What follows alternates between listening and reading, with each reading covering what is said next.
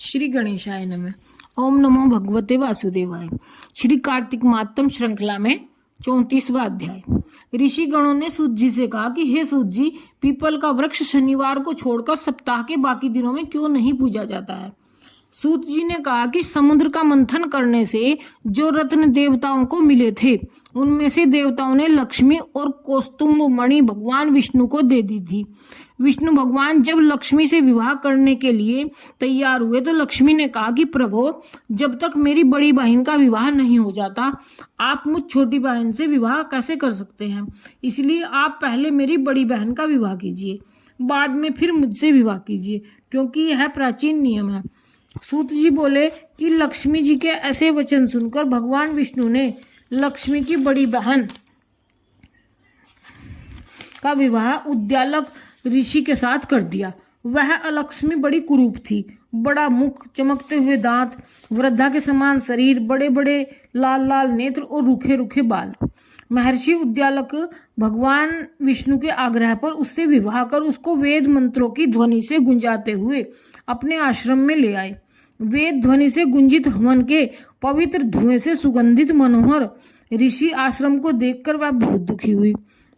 उसने महर्षि उद्दालक से कहा कि इस आश्रम में वेद ध्वनि हो रही है, अतः यह स्थल मेरे रहने योग्य नहीं है, अतः तुम मुझे किसी दूसरी जगह ले चलो।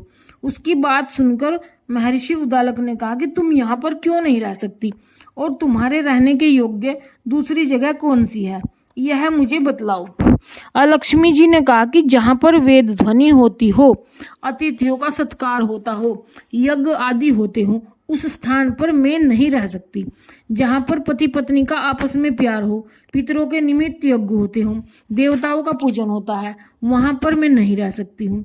जहाँ दिन रात पति पत्नी लड़ते रहते हो, जहाँ से अतिथि लोग सदा निराश लौटते हो, जहाँ पर पूज्य वृद्धों, सत्य पुरुषों तथा मित्रों का अनादर होता हो, और जहाँ पर अति कठोर वाणी बोली जाती हो, जहाँ पर दुराचारी, चोर, परिस्त्रीगामी प्राणी रहते हो, जहाँ पर गौओं का वध, मद्यपान, ब्रह्महत्या आदि पाप होते रहते हो, वहां मैं प्रसन्नता पूर्वक निवास करती हूँ।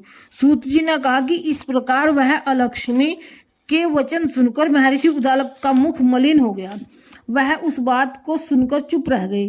थोड़ी देर तक चुप रहने के पश्चात उन्होंने उससे कहा कि अच्छा, तुम्हारे लिए ऐसा ही स्थान खोजता हूँ, अतः मैं जब तक तुम्हारे लिए ऐसा स्थान ढूंढकर न आऊं तब तक तुम इसी पीपल के नीचे चुपचाप बैठी रहो। सूत जी ने कहा कि महर्षि उद्दालक उसको पीपल के नीचे बिठाकर स्वयं उसके रहने योग्य ढूंढने के लिए स्थान ढूंढने के लिए निकले। लेकिन जब वह बहुत काल तक प्रतीक्षा करने पर भी वापस नहीं लौटे तो अलक्ष्मी रोने लगी। उसका बुरी तरह से रोना श्री लक्ष्मी जी ने वैकुंठ में भी सुना। अपनी बहन का रोना सुनकर लक्ष्मी जी व्याकुल हो गई। उन्होंने दुखी होकर भगवान विष्णु से कहा कि प्रभु, मेरी बड़ी बहन अलक्ष्मी पति के त्याग देने से अत्यंत दुखी हो गई है। हे नाथ, यदि मैं आपकी प्रिय पत्नी हूँ तो आप उसे आश्वासन देने के लिए उसके पास जाइए। लक्ष्मी जी की प्रार्थना सुनकर कृपा सिंधु भगवान लक्ष्मी जी को साथ लेकर उस पीपल के पेड़ के पास आ गए, जिसके नीचे अलक्ष्मी बैठी रो रही थी।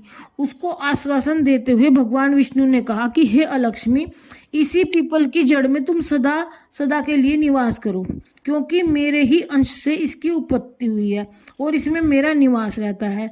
प्रतिवर्ष गृहस्थी लोग तुम्हारा पूजन करेंगे और उन्हीं के घर में तुम्हारी छोटी बहन लक्ष्मी भी निवास करेगी। स्त्रियों को विविध प्रकार के उपहारों से तुम्हारी पूजा करनी चाहिए। मनुष्य को चाहिए कि वह पुष्प, धूप, गंध आदि से तुम्हारी पूजा करे, तभी लक्ष्मी उन पर प्रसन्न होगी। सूत जी ने कहा कि भगवान श्री कृष्ण, सत्यभामा तथा पृथु और नारद का संवाद तुम लोगों को मैंने सुना दिया है, जिसके सुनने मात्र से ही मनुष्य के सब पाप नष्ट हो जाते हैं और उसे वैकुंठ लोक की प्राप्ति होती है। तुम लोगों को जो कुछ भी पूछना हो पूछ सकते हो, उसे भी मैं विस्तार पूर्वक कहूंगा। सूत जी की बात सुनकर सौनक आदि ऋषि महर्षि थोड़ी देर तक प्रसन्नचित्त वहां बैठे रहे। पश्चात श्री लक्ष्मी नारायण जी के दर्शन करने के लिए श्री बद्री नारायण चले गए। जो प्राणी इस कथा को सुनता है और दूसरों को सुनाता है वह इस संसार में संपूर्ण सुख प्राप्त करता है। इति कार्तिक महत्तम संपन्न।